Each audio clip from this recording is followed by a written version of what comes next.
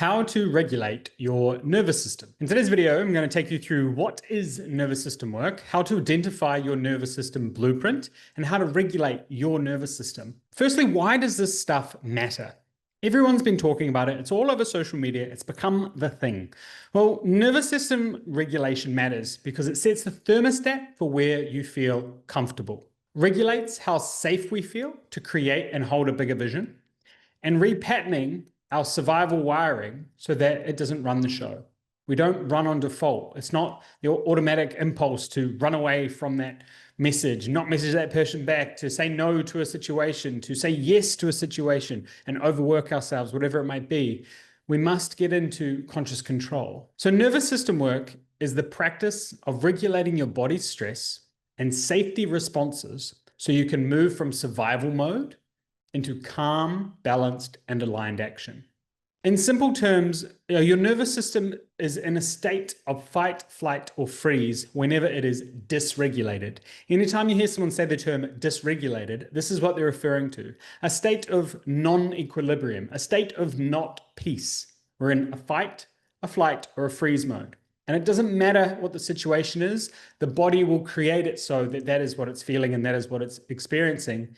Even if it's something completely boring, completely safe, that other people might even do regularly day to day, but to your nervous system, it's overwhelming. So what we want to be is where the squiggly line is, that nice state of just the right amount of arousal, just the right temperature, just the right bowl of porridge that's just right, not too cold, not too hot. This is all it's referring to with a regulated nervous system.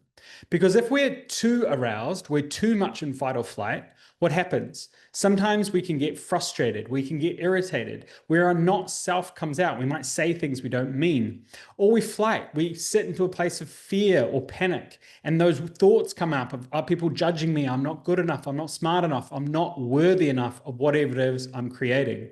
And then we can go really offline, where we actually go into a complete state of freeze. And this is even lower levels of emotions, where the likes of shame, shutting down, hopelessness, trapped, dissociated, numbness, depression, conserving energy, helplessness, all of that steps in. And the main thing that our mind says is, I can't do it. I can't do it. I can't take the jump. I can't send that message. I can't post that thing online. I can't do what I need to do for my boss, for my partner, for my friend, whatever it is, I can't. The body is in a state of freeze. So what we get to do is what's called widen the window of tolerance. And this is where we have to find that sweet spot in the middle between that hypo-aroused down the bottom and hyper-aroused at the top. We must find our window of tolerance. So we all come into one of two camps. We're either hyper-aroused by default or hypo-aroused by default. This is your nervous system blueprint. And we often sit within one when we first wake up, and then we can often fluctuate between them, right? Like you may start the day hypo and end the day hyper, or you might be hyper all day. It doesn't matter. We all fluctuate uniquely through these states.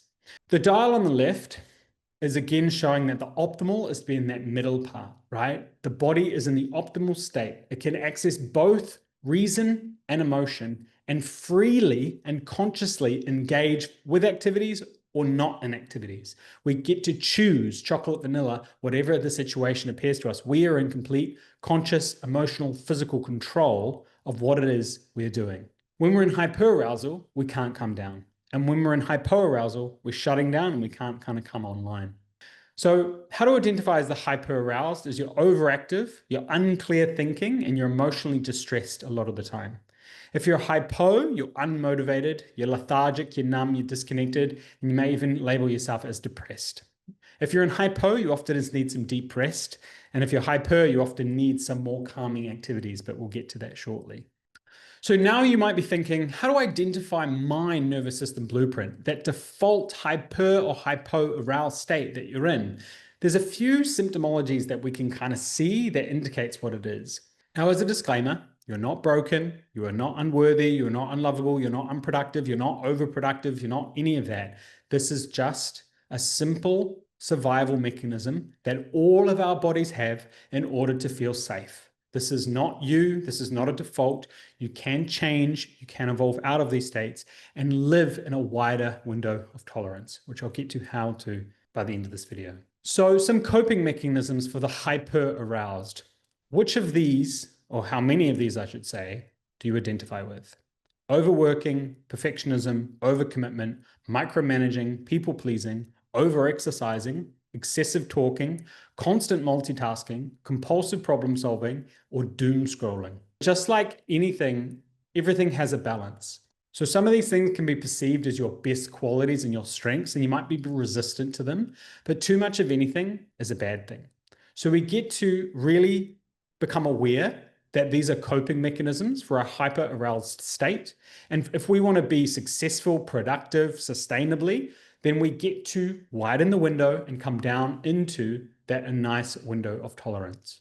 If you are hypo-arousal, you often start your day quite low energy and you struggle to get motivated and get up and going. This is some of the coping mechanisms that your body is giving you in order to manage this state. So number one is avoidance, numbing through consuming lots of content or drugs and alcohol, excessive sleeping, isolation, breaking routine, disconnected, zoning out, avoiding communication, giving up, and too much comfort. Again, there can be too much of a good thing, right? Some of these things, yes, are healthy. Disconnecting from being online, not instantly responding to everything reactively. A lot of comforts can come with actually nestling into the hyperarousal state, but there is healthier versions on how we can get this same result. These are coping mechanisms. These are negative behavioral loops that we must break if we want to be our most optimum, evolved, powerful self. So pause the video now and take a screenshot of these reflective questions to really help you get the awareness, the why, the what, the how, and the what so of what's going on for you and your nervous system.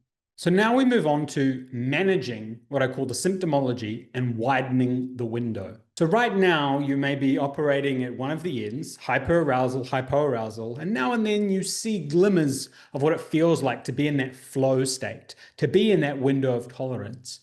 Now, there are certain behaviors, actions, and things we can do to widen our window so we spend less time in those above states and less time in the below states and spend more time in that optimum flow state, sustainably and long term, avoiding burnout, avoiding so many negative emotional spirals that we might get ourselves into, and negative reoccurring thought loops.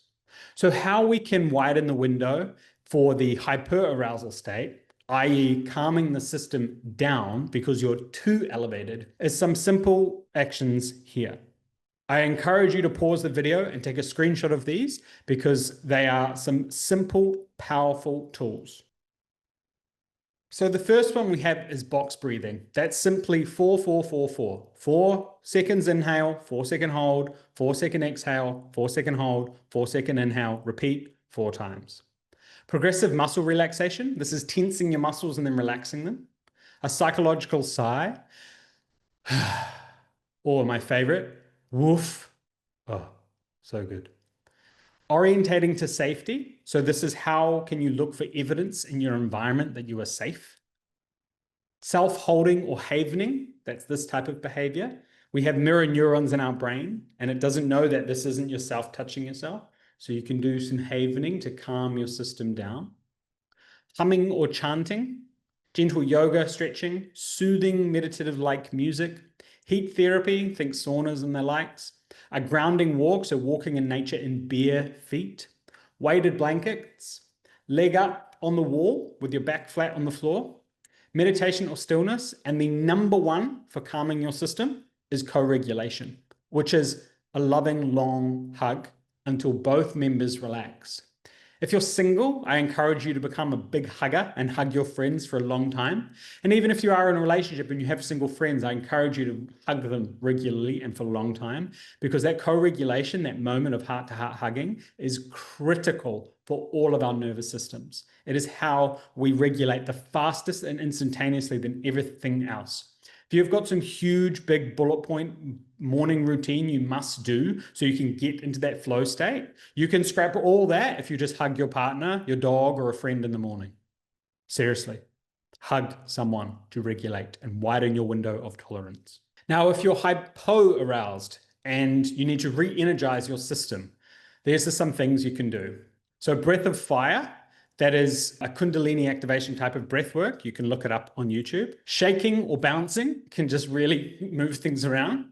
Face and neck stimulation, uplifting music, so 128 beats per minute and up. You can just search kind of house music on Spotify or YouTube to get that energy going. Sunlight exposure, critical. Quick exercise snack. And what this is like, say, a few jumping jacks or burpees of the like. Aromatherapy using uplifting smells like mints and the type. Upward havening, so the reverse for the hyper-aroused. Upwards, up. Look up and rapid blinking. This has been proven. Social connection, again, that co-regulation, it works on both parts. It elevates and calms us down. Again, hug more. And cold therapy, of course, one of the best ways to energize the body. I encourage you to screenshot this now so you have these resources available for you. Now, one of my favorite exercises to do to bring this all together is understanding your daily nervous system energy cycle, because there are different parts of the day where different levels of energy. So I encourage you to just get out a piece of paper and just doodle up and down, round and round, loopy, how your energy progresses through the day. Where do you start? Do you start quite low and you go up? Do you start quite high and you need to come back down? This is where you start realizing that a lot of the morning routines that are shared online are for that particular person and their particular nervous system, right? If you are hypo-aroused, you wake up quite sluggish, quite slow, and then you meditate and then you do yoga, you're actually sending your body down deeper into a lower state of energy. You need to do the opposite. You need to move the body, elevate the energy, do some breath work, do some gymming, go for a run, that type of energy that goes upward because you're starting low.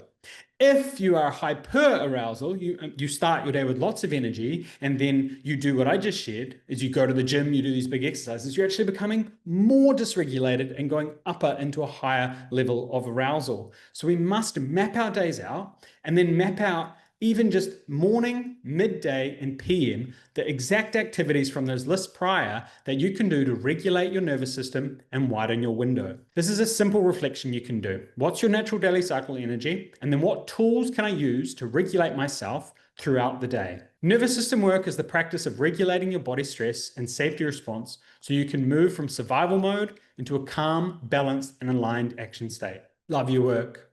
D.